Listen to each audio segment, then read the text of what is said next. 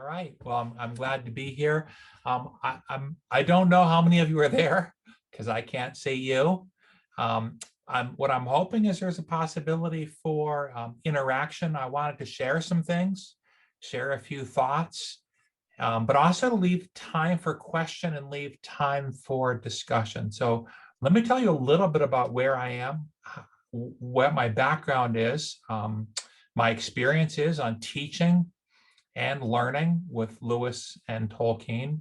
Really, in some sense, I've been learning with Tolkien and Lewis my whole life, but I guess more of the focus now is how I bring that learning into my teaching. But a little bit of my own background.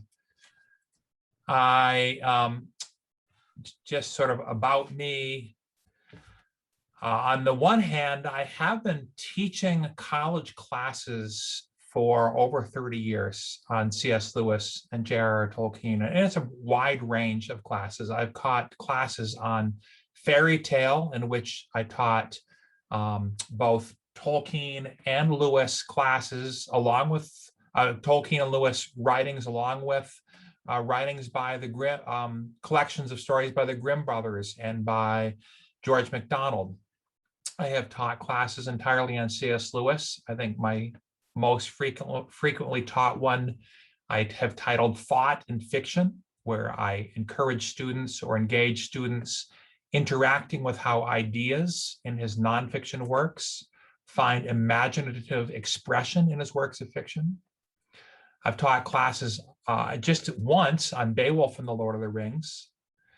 I think my very first time teaching a class on Tolkien, which I don't have in this list, was 33 years ago at Cornell University, when I was a graduate student at Cornell under one of Tolkien's former students. So I guess I'm Tolkien's academic grandchild, or one of his academic grandchildren, and that my first class I taught was with someone who had known Tolkien at Oxford, and it was a class on horror and fantasy.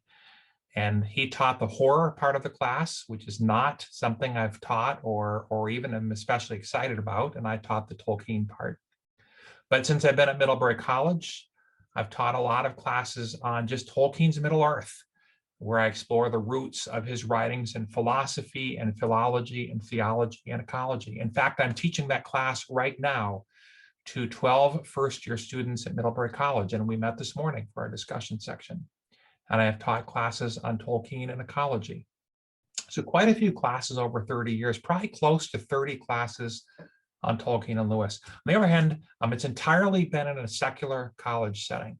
So that certainly impacts how I teach. I have taught high school students creative writing many times at creative writing conferences, but I have never taught a whole course at high school on Tolkien, nor have I ever taught at a religious or Christian university or college. So that shaped the sorts of things I teach and the way I teach them. So that's a little bit about me. And I would like to begin by looking at one example, and that's kind of what I'm going to do. I'm going to just share a couple examples of ways I have engaged with the text, or ways I have invited students or co-learners to come alongside with me and engage in the text. And I'd like to begin with a way that I have both connected Tolkien's writing with Beowulf. It's a very natural connection for many reasons. And the way I have used the works of Beowulf, the works of Tolkien to engage with Beowulf, to deepen an understanding of Beowulf, and vice versa. The way that the Beowulf poet has invited us into a deeper engagement with the works of J.R.R. Tolkien. So I think that's a good starting point. And there's really two ways we can look at that. We could begin by looking at The Hobbit and the poem Beowulf, not the character or the person Beowulf, but Beowulf the poet. And those of you familiar with Beowulf, which I imagine is a significant part of this audience, may of course recognize the poem Beowulf is a story about a descendant of old kings who leads 14 warrior companions on a quest They face several monsters. I say several, of course, we know it's three, Grendel and Grendel's mother, and eventually a dragon. The dragon is awoken to a rage by a stolen cup. Of course, I'm not only describing Beowulf the poem, I am also describing The Hobbit, aren't I? Thorin, descendant of old kings, leads a company of 14 warrior companions. That would be, if you include, of course, Bilbo and Gandalf. They face several monsters.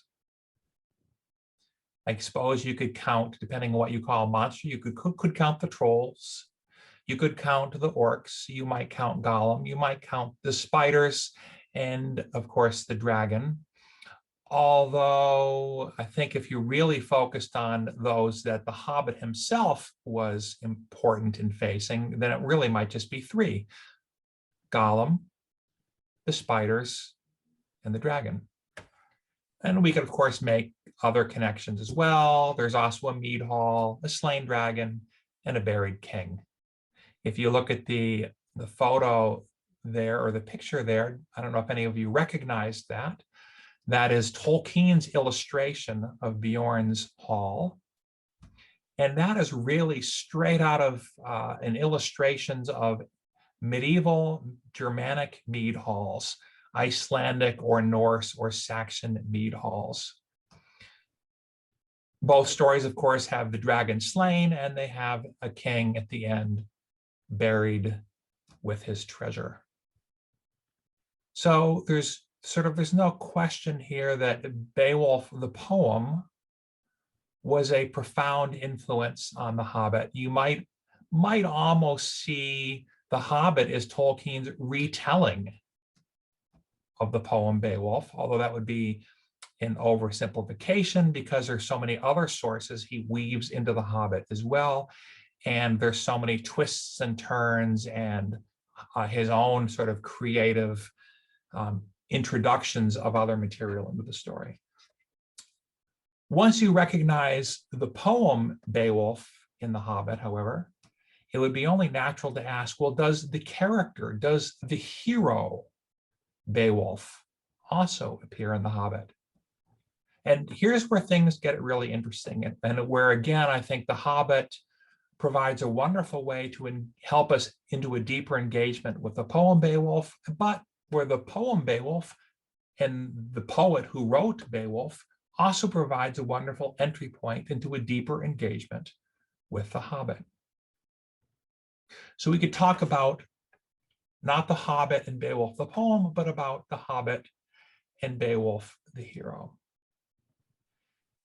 And here we actually have a lot of clues about what Tolkien thought, because study of Old Norse and Anglo-Saxon literature was Tolkien's primary academic career, his academic interest as a philologist and as a professor of Anglo-Saxon studies at Oxford. It was actually largely through his Old Norse club that he became friends with C.S. Lewis, for example, where they would just Tolkien would sit and read and help translate Old Norse to others who were interested in learning Old Norse. Tolkien's most famous academic work was his essay about Beowulf titled The Monsters and the Critics. And although later scholars might agree or disagree or critique it, whatever later scholars liked or disliked about it, I think there can be no question that it is the most influential essay written about Beowulf that's really changed or shaped or shifted the whole conversation about how later scholars viewed the poem. There is another lesser known essay by Tolkien, however, and in many ways it's more beautiful. It's called The Homecoming of Berthnoth, Berthelm's son. And that essay is an essay about another famous Old English poem called The Battle of Maldon. Actually, it's a much less famous poem than Beowulf, but a beautiful poem. It's a heroic elegy to a hero who fights a battle against invading Vikings, and all of his people, all of his war band are wiped out.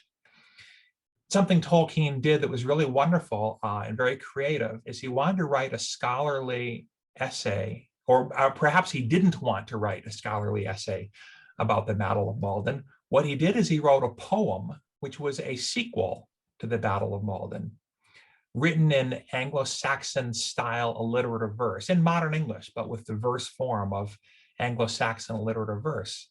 And most of his critique or his exploration of the Battle of Maldon takes place as his own, in poetic form, as his own poetic sequel to the Battle of Maldon. He does follow that sequel up with a short essay explaining why he made the poetic choices he did.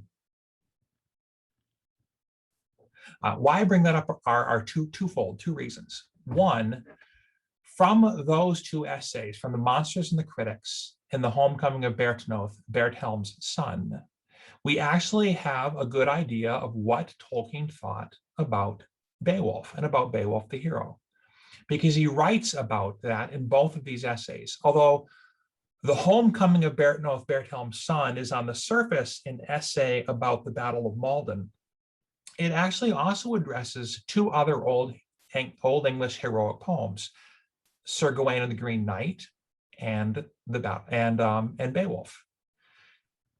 And in that essay, Tolkien discusses what really makes a hero. So from both of these essays, The Monsters and the Critics and The Homecoming, we have a good idea of what Tolkien thought about Beowulf as the hero. And there are 3 points that Tolkien makes that seem to be the 3 central observations about Beowulf the hero. First, Beowulf is introduced as a character of noble lineage and pride. He's a descendant from the great kings of old.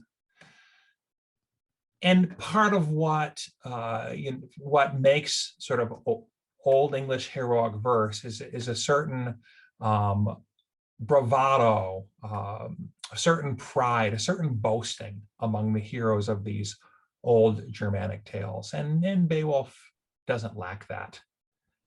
He's a hero with noble lineage and pride. He's descended from kings. And in fact, not only is he proud, but in The Homecoming of Berthelm's Son, Tolkien argues actually that Beowulf is overly proud at the end of the tale. Just like the king in the Battle of Maldon is overly proud, and it is his pride, Tolkien argues, that leads to the decimation of his people. In Sir Gawain and the Green Knight, Tolkien argues that King Arthur is portrayed as overly proud. So one of the characteristics of Beowulf the hero is that he's got this corresponding ancient lineage and pride. And it's too much pride at the end. It's the pride that leads him to face the dragon all alone. And because of that pride, he ends up getting killed. And because he's killed, his nation collapses, because there's nobody else who can hold his people together. So his pride not only causes his own death, but Tolkien argues that Beowulf's pride causes the downfall of his people. And in the end, he is buried with his treasure like a great king.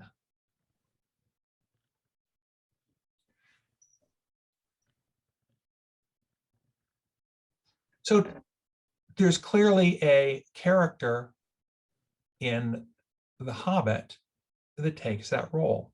And here's why I want to explore this. Tolkien raises these 3 different aspects of what a hero is, how a hero is portrayed in Beowulf.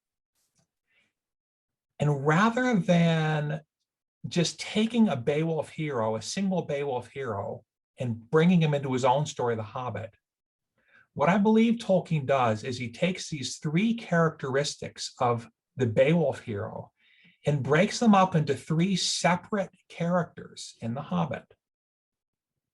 And then he asks the question, which of these three characteristics actually makes a hero? Three characteristics of Beowulf the hero, rather than taking a single character in The Hobbit, having all three of those characteristics, he breaks them apart into three separate characteristics. And then he asks, which one of those really makes a hero? Those of you familiar with The Hobbit, which I imagine is probably all of the audience, may know that this would be represented by the character Thorin. Thorin is the leader of the company, in at least in name. He is descended from kings, and yet he clearly is overly proud at the end of the story.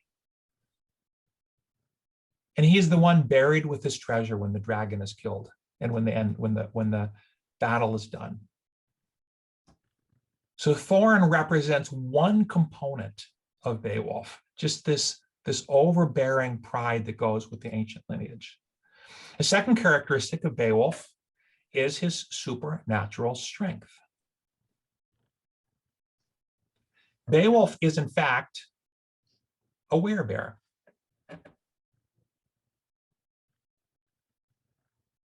Beowulf is a compound, the name is a compound noun. By the way, Tolkien took a lot of names and a lot of name characters from Old Germanic and Old Norse myth,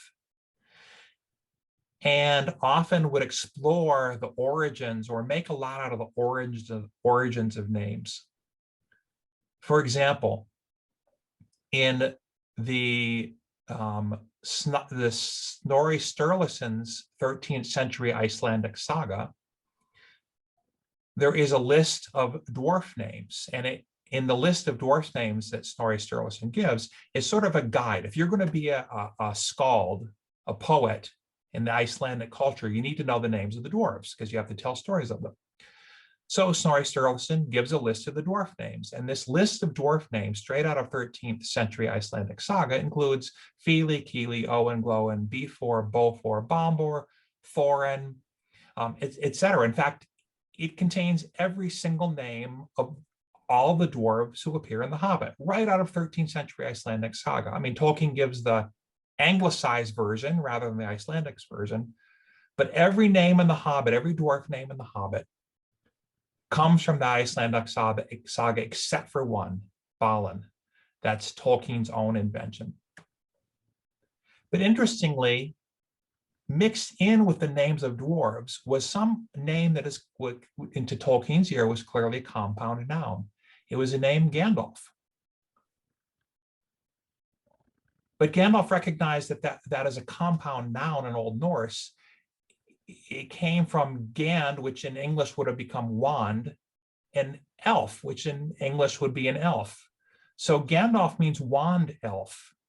And those of you who have read the Harry Potter stories know that a wand is what a wizard carries around. In fact, we might think of it in Tolkienian terms rather not as a wand, but as a staff. So Gandalf just means staff elf, and an elf is not a dwarf. So how did this name Gandalf come to be confused with the story of a bunch of dwarves? And that's one of the riddles that Tolkien unravels. He tells the story of The Hobbit in order to explain a 13th century mystery of how the Icelandic sagas jumbled the name of a staff elf in with a bunch of dwarves. And he tells a story.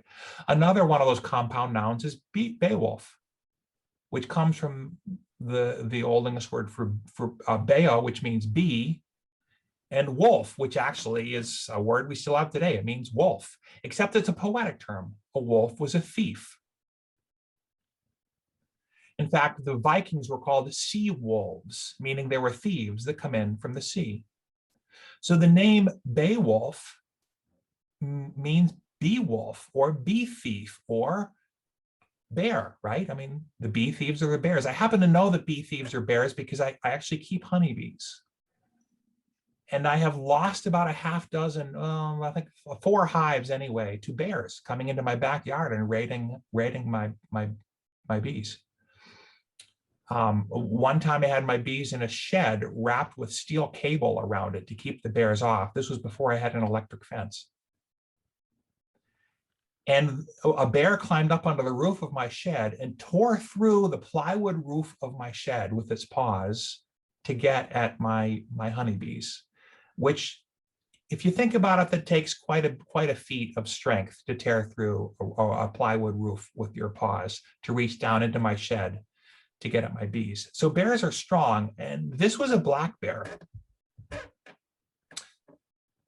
A black bear is almost certainly not the type of bear that the Scandinavians had in mind when they brought the story with them to England. They were actually thinking about polar bears, which would get up to about 5 times the weight of the black bear that tore through my roof. There is an Old English saga, an Old Norse saga, the saga of Hrolf Kraki. And Hrolf Kraki is a king, and he becomes a king because he is a great warrior. And that warrior is a werebear, not a person who can turn into a black bear, but probably someone who turns into a big polar bear. And you can imagine if you were a king and your great warrior can turn into a polar bear, you'd have a pretty good chance of winning a lot of battles and becoming a powerful king.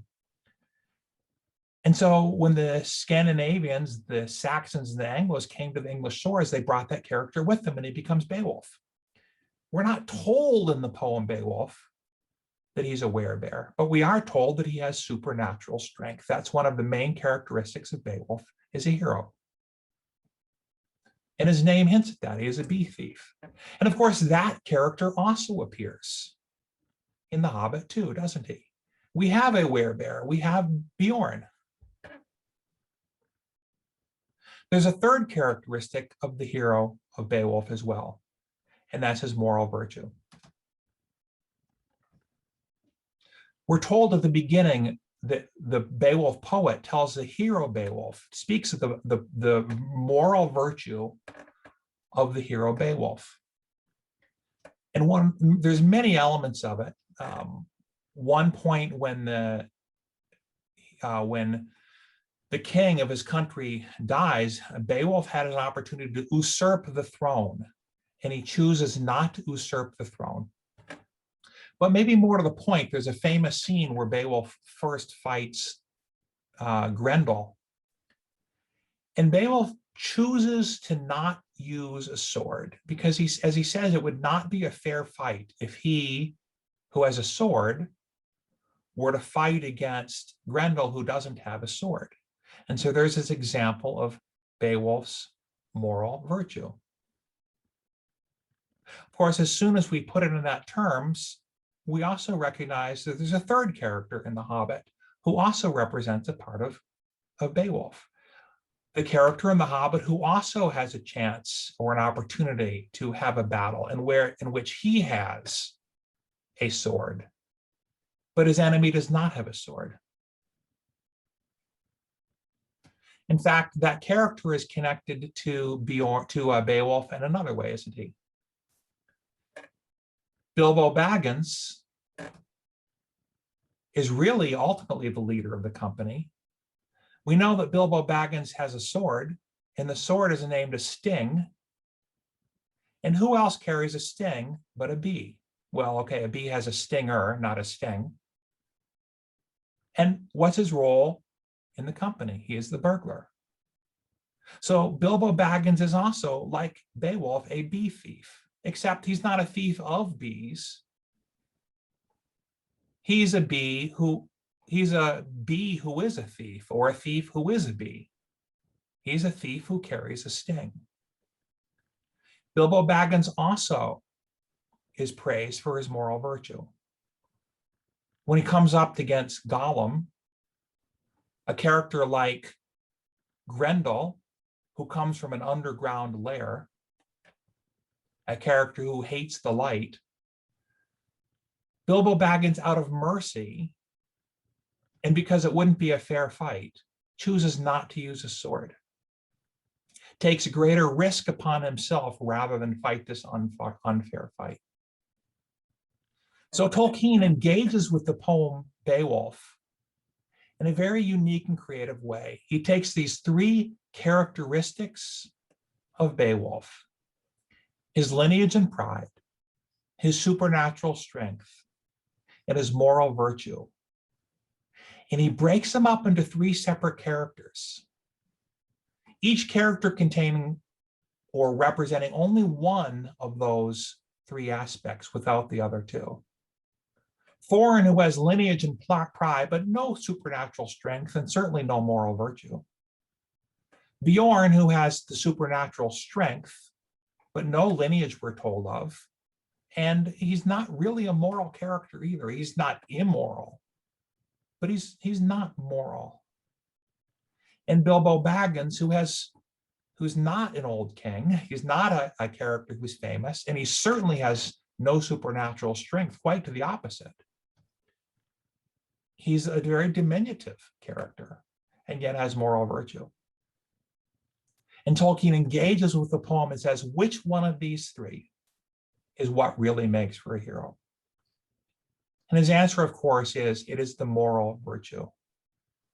And that turns old Germanic poetry, old myth on its head. In the classical myths, in the Germanic myths, the hero is the one who's the descendant of the gods, the descendant of the old kings, the one with supernatural strength, the one who can slay a dragon, the one who is a werebear. Tolkien acknowledges all that in the great works of literature, but then says what really makes a hero is the moral virtue, it's the choices. And so we see this wonderful way in which The Hobbit enables us to engage with this other work of literature and to be in dialogue with each other.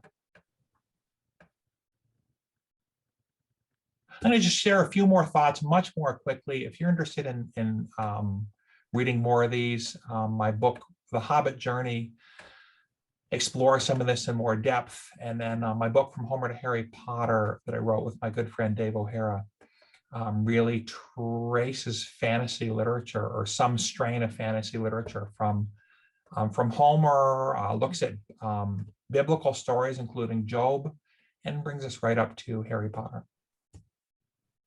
So some other questions, and then maybe some time for discussion.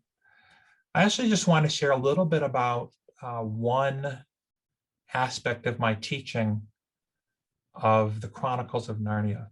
And this comes out of many years, 3 decades of teaching in a secular setting, with students who maybe come in probably never having read anything of C.S. Lewis other than maybe The Lion, the Witch, and the Wardrobe, or a few books of the Narnia stories. Many of them have no idea that C.S. Lewis was also a Christian apologist or an essayist.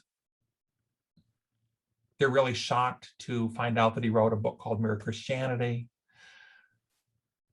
One year, I was teaching a class to a bunch of students. It was just sort of an offhand question. I was really curious of all of the different times that Aslan appears, all the different images of Aslan, all the different interactions of Aslan, his roaring into battle and rescuing people, his waking of the trees, his interaction with Prince Caspian at the end of the Silver Chair, or his interaction with at the beginning where his breath, right, carries Jill and Eustace on the air across the ocean. Of all these various images of Aslan, what was the most compelling to these secular students, these students who did not grow up in a church background at all? And by overwhelming majority of the students, the most compelling scene, the most compelling image of Aslan was the unwelcome fellow traveler chapter from The Horse and His Boy. It's not a scene of tremendous power. It's not a scene of judgment. Certainly not a scene where he heals someone, where he saves the day. His breath doesn't turn stone creatures into living creatures again. There's no resurrection. There's no sacrifice.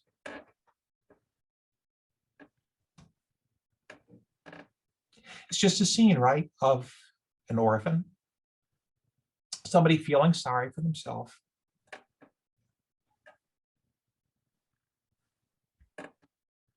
And Aslan, the great lion, is simply there, listening. What are the scenes that most communicate Aslan or the love of Christ through literature to students? How can we engage with those scenes?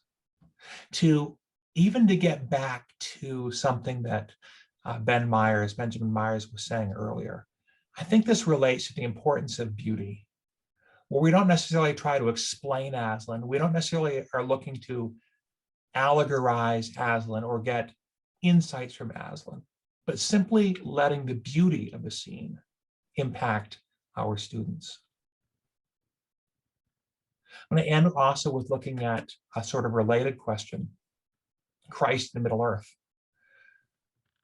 I think it's more obvious how C.S. Lewis portrays Christ.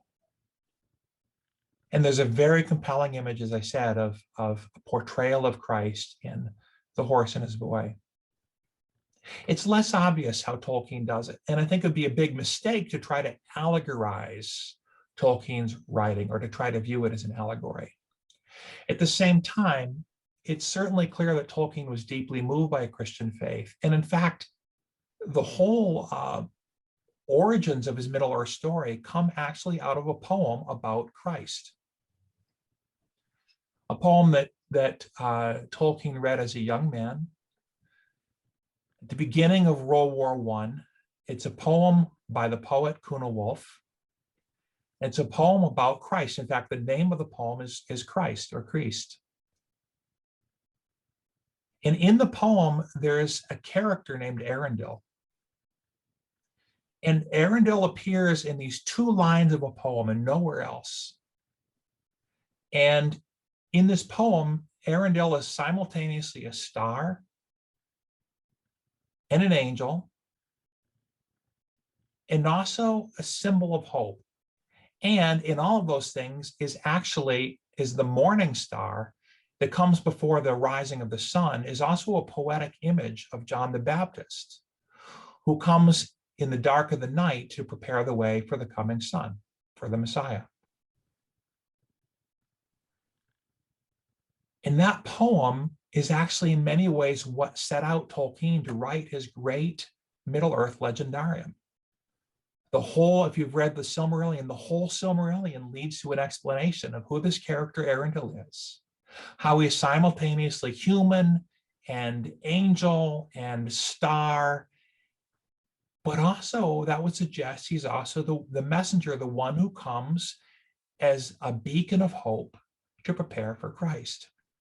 So it shouldn't be surprising to see some sort of prefiguring, some sort of prophetic preparation for Christ in Middle-earth. And that actually comes in Tolkien's writing, though in a not very well known story. The dialogue of Finrod and Andrith, which is published in the volume called Morgoth's Ring, was posthumously published. But Tolkien's notes made it very clear this was a finished essay, a complete work, canonical in the Middle-earth writing, and a dialogue that actually Tolkien, his notes indicated he wanted it published with the Silmarillion. In this dialogue of Finrod and Andrith, they actually converse about a prophecy that one day the creator will enter into his own creation in incarnate form to rescue creation, to rescue Middle-earth from the evil one, from Morgoth. So I think it's reasonable to ask, how did Tolkien portray or prophetically prepare for Christ in Middle-earth? And I think that what Tolkien did is something very similar to what he did with the character of Beowulf, that there's a sort of threefold portrayal of Christ in three figures in The Lord of the Rings. And I believe those three figures are Gandalf, Aragorn, and Frodo. It would be wrong, I think, to try to see any one of them alone as an allegory for Christ. And yet what I think we can see in all three of them together is a sort of portrayal, a prophetic portrayal, in the same way that you might see in a character like Abraham in the sacrifice of Isaac, or in the character of Job suffering unjustly and becoming the one who intercedes for his friends.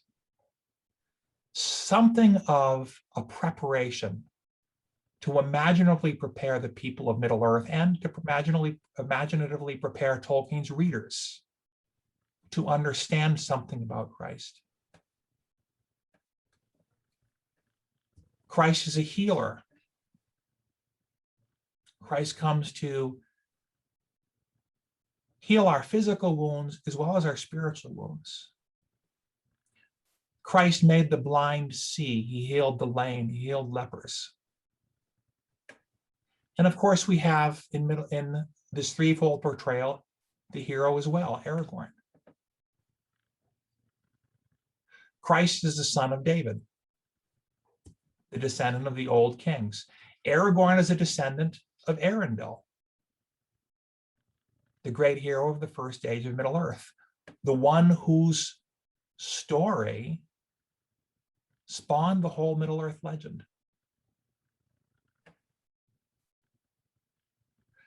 We also have the incarnation, of course.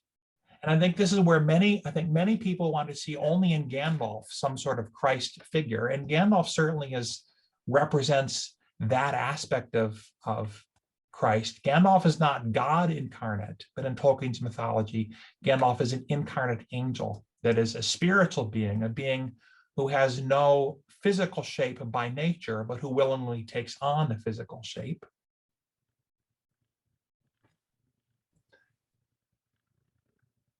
And Tolkien also portrays the passion of Christ. And I think he portrays the passion of Christ more clearly and most clearly in the character of Frodo.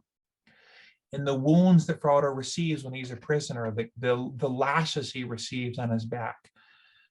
Read the scene where Sam first comes upon Frodo to rescue him in The Lord of the Rings. And look at the description of Frodo being tortured. So you have this sort of threefold portrayal of Christ in Gandalf, Aragorn, and Frodo. We could continue.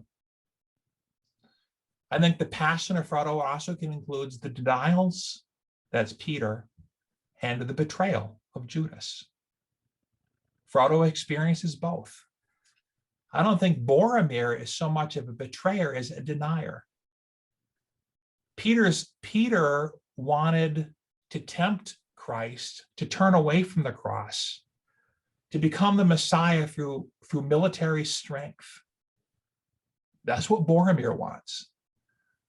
Whereas Judas betrays him, as Smeagol does to Frodo. So Frodo experiences both of those things, both the Peter and the Judas.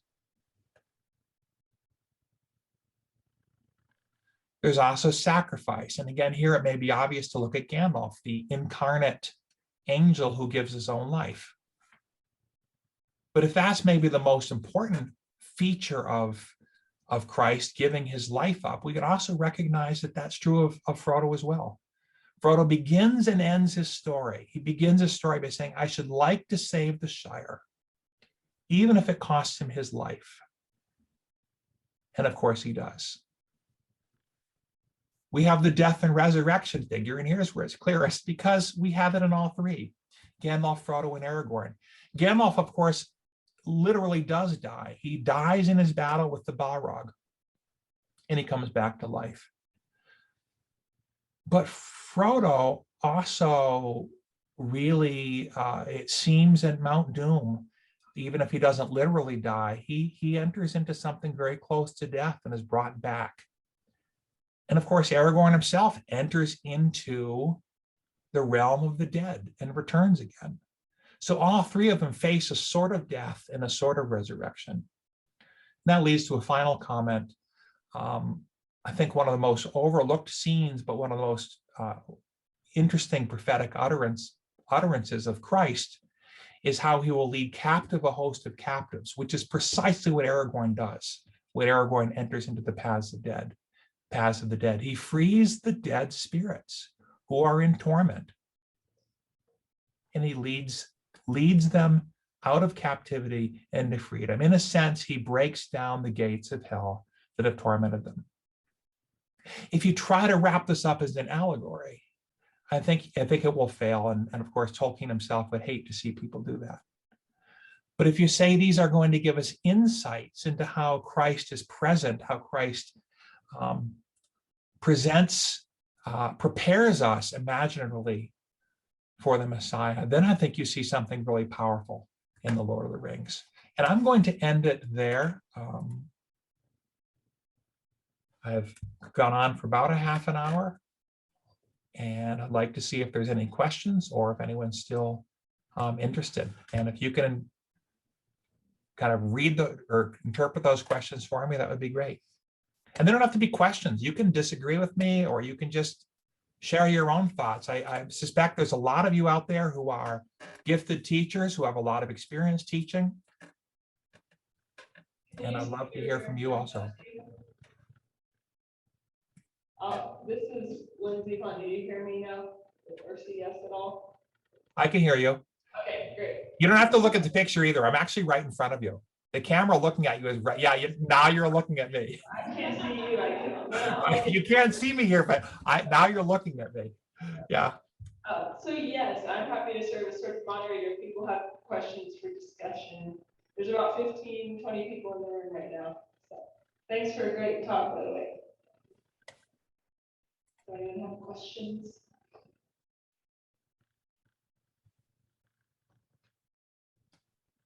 Yeah.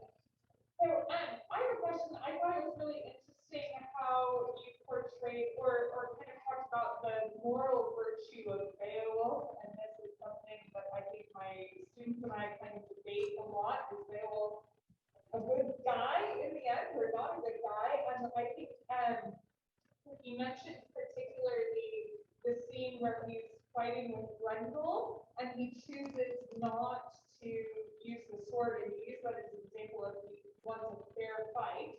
And I wonder if that could also be interpreted as just a continuation of his hubris, right? I think I'm so strong that I don't need this sword in order to defeat the monster. But then, like, he can sort of support that with his strength when he's a young man, but when he tries to kind of do the same thing as an old man, he's no longer strong enough to kind of support that pride anymore. So just wondering if you have some reflections on kind of, are there maybe a couple ways we could view that scene or Beowulf as a whole, and how else can you sort of answer this question of like his moral virtue? Is that maybe more of a question? Did the mic pick that up for you? Could you hear? I got most of that. Yeah, it's a wonderful question. And there's really three different answers that sort of pop to mind. One, of course, is on the moral scale, is he this perfect being? And I think the answer to that is no. In fact, the answer to that is not even Gandalf, not Gandalf or Frodo or any of Tolkien's heroes are perfect. All of Tolkien's heroes are real humans. They're people with doubts. They're people with insecurities. He portrays Gandalf as someone who's given to some pride and boasting. Gandalf is not a perfect character. Frodo is not a perfect character. So one, I would say that certainly the Beowulf poet does not portray Beowulf as perfect. Second, is there's a question of how we would judge Beowulf and how the Beowulf poet judges him. And I think if you look at the language of the Beowulf poet frequently refers to Beowulf, the hero, in terms of his moral virtue.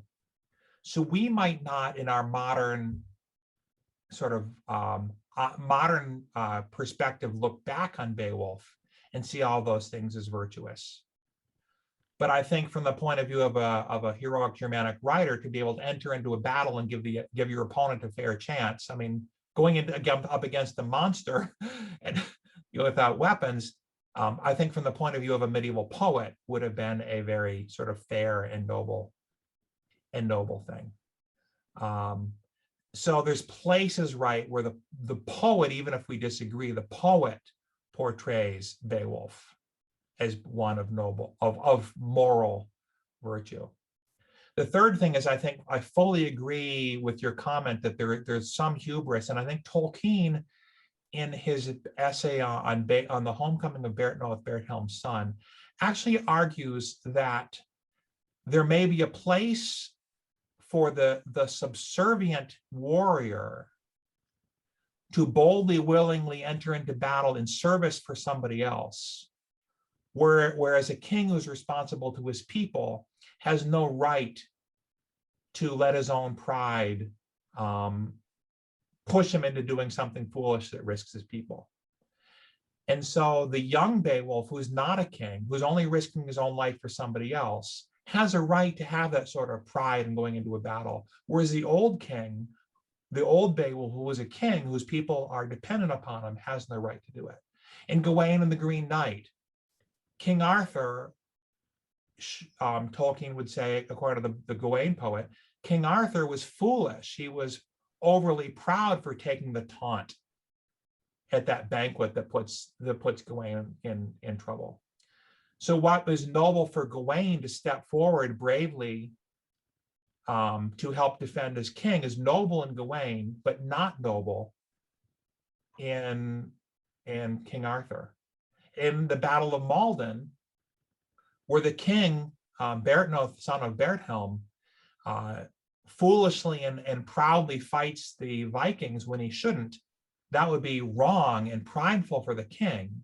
But for all of his warriors who give up their lives in service of him, then it's very noble. So there's a difference what is, and according to these poets, what would be morally virtuous for a servant and warrior serving a king, and what would be morally virtuous for a king responsible to his people. So those are three answers to a wonderful question. Thank you for asking that. And just to pitch in, your comments and questions make me think of things as well. I can't remember who said this. I remember someone talking about Gandalf as a wizard, and that if he was just the wise old mentor, sort of perfect, he'd be a sort of archetypal wizard figure. But another of his flaws is his temper, right? Give him a temper, and he becomes an individual. You fool of a took. And he has more character and is in some ways more complex because of the flaws as well alongside the virtues, right? But then to that specific question of the moment where Beowulf says to Hrothgar, right, I won't use a sword. What's interesting is the poet gives that little insert or aside from where he says, this was actually a good thing because there had been a protection on Grendel that no human weapon could ever harm him, right? That no blade could cut him. And the poet gives us that information. Doesn't say that Beowulf knows it, but it's almost like Beowulf by instinct has and his strength, his physical strength is enough to match the strength of Grendel. And he's heard, well, others have tried and haven't been able to beat him with weapons. I'll just face him hand to hand. But the poet says that was a good choice because he couldn't have beat him with any sword or weapon anyways. And in Old English, aglaka is the word that's used for Grendel and Beowulf in their fight scene, right? And it means a sort of outsider, superhuman strength, monstrous figure. And so there's questions too of that line of Beowulf to beat the monster has to be someone of supernatural, almost monstrous strength himself, right? Strength of 20 men in one hand, all that. So anyway, just following up thoughts, it does seem like in that scene, it may not be wrong, it's actually fortuitous that he chooses not to use a sword. But I do think the scene with the dragon is particularly a moment where he is acting in pride and not acting as a king. He's still acting like a heroic level. He needs to serve as a king and send younger heroes to fight instead. Anyway, just another thought. Other questions related to Professor Dickerson's ideas? Yeah. Just along that line a little bit, I agree with all of that, except the anomaly is in Theodos, because as kind of act of redemption, really, he leads the charge and slays the leader of the sovereigns, and then is killed himself. But it is his final moral victory that he answers the call of faith and does lead his people into almost certain destruction, and is only rescued by Aragorn's slim victory with the path of death. So you're connecting this to Beowulf, or what was the? Well, in regards to, it's immoral for the king to lead his people Oh, into yes. death, Yes. which I agree with, except that Theoden offers this anomaly where it's what makes him once again a good king. Yeah, Yes. the moral judgment, the problem isn't that a king would be willing to lead a people into battle, or that a king is a warrior. That's not the problem with Bertnoth or with Beowulf, or with Arthur. I think the problem is whether they're acting on sort of a pride and bravado, and that while that sort of bravado may be appropriate for the warrior serving somebody else, it would not be appropriate for the king. So if Theoden was simply leading his people into battle to be decimated because he wanted to prove how great a king he was, then that would be awful. But what Theoden is doing is an act of love, really. It is a redemptive moment because he's not going into battle to prove how great he is. He's going into battle because his people need him. In fact, Theoden is another Old English, where I've been talking about these compound nouns. Theoden is a compound noun, theodena, and it means the warrior of the people, or it can be translated as warrior or servant, the servant of the people. And it's a poetic term for king, and it means he belongs to his people.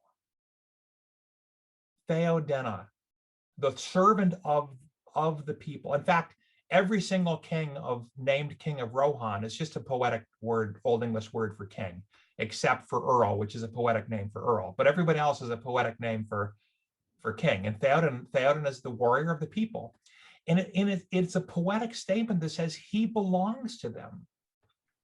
And he understands that.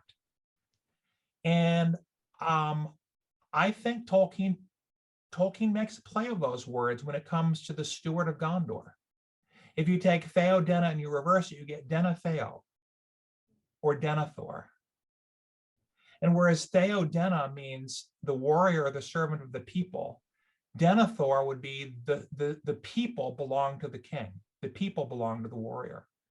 And so he says, I treat even my own son, right, as a cog, as a servant, as a pawn. So Denethor is working entirely in pride, thinking that his people belong to him, and Theoden is the opposite. He belongs to his people. So his act of bravery is really one of humility and self-sacrifice, and not one of pride. And that, I think, is why it's so beautiful and noble. Thanks for raising up the Theoden example. I do have a question on the chat room. If Bilbo was a titular hobbit represents the true heroism for Tolkien, does that transfer over to the other three hobbits in the Fellowship? This is from Rebecca Miller, who's on the chat room. And that's a great question. There's certainly something I think Tolkien is showing through all the hobbits, which is the idea that it is their moral virtue and not their supernatural strength, really, that defines them as heroes. And that's ultimately what defines Faramir as a hero. When he says he would not even snare an orc with a falsehood. But that doesn't mean that every hobbit is heroic, because there's plenty of examples of sort of non-heroic hobbits. Certainly Ted Sandyman would fit in that category, and Frodo's cousin, right, would also, most of the Sackville Bagginses are not heroes, even though they are hobbits. Although at the end, one of them really does become heroic at the end of her life. So just being a hobbit doesn't make one heroic. What makes one heroic, though, is the virtue, is the choices that they make. Thank you. I have a question for you, Matthew, kind of related to that theme of heroism and virtue. I heard in one of your previous visits to OBU, I remember you talked about the ways that the novels portray heroism and virtue versus the film. And I wonder if you could talk about how you feel the film succeeded or failed in portraying what Tolkien portrays in the books for a minute, because that stuck with me. You mean how I think they failed? Okay. There's a long, complex, a lot of aspects to that answer, but let me give the most direct. Tolkien gives us many, many heroes. None of them are perfect, as we've already said, but they are heroic in the sense that that it is their choices that make them heroes. Merry and Pippin choose, even if they don't quite understand what the choice is going to cost them, they know it will cost them something, and they go on the quest. Peter Jackson takes their choice away from them, and they sort of accidentally stumble into the quest because they're out robbing somebody's garden. Gandalf willingly was, from the very beginning, it was his idea to go through the mines of Moria. And Aragorn is the one who said we should try the pass of Carthros. In the film, Peter Jackson takes that choice away from Gandalf. He's not even willing to vote on going through Moria. He's afraid. In the books, Faramir from the beginning chooses to help Sam and Frodo. It would never have thought of bringing them back. In the film, he takes them prisoner, and he's going to bring them back to Gondor, and it's only fear, not morality, but fear that makes him change his mind. In the books, from the very beginning, Fanghorn, as soon as he understands the situation, is willing to sacrifice himself to do what is right. In the film, he says no, and he has to be tricked into doing what's right. So again and again and again and again and again and again and again, Tolkien gives the moral virtue of characters, gives them free will to choose to do what is right, even if it's difficult. And Peter Jackson, time and time and time again, takes away the free will choice, which is the very thing, the very core of Tolkien's work, of what makes us heroic. So Peter Jackson is absolutely diametrically opposed to Tolkien on one of the core aspects of Tolkien's writing as heroic fantasy. Not that I have a strong opinion on that at all, but it's hard not to have that opinion if you've really thought carefully about Tolkien. So it's the strong opinion. It's also, in this case, happens to be the correct one. Yeah.